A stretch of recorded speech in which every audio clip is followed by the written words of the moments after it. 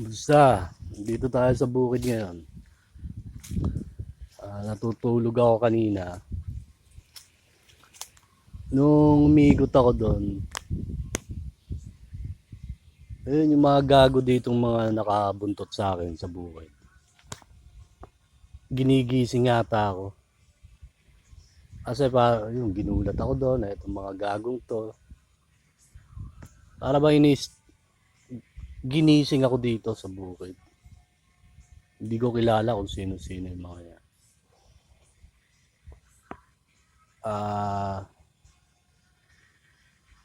Punta lang kayo dito sa alamin nyo lang sino-sino. Sabi nila mga dating daan o hindi ko alam kung sino-sino yung mga yan. At may mga paandar ang mga NBI. Mamaya, hindi ko alam. Wala akong alam. Madami kayo malalaman mamaya.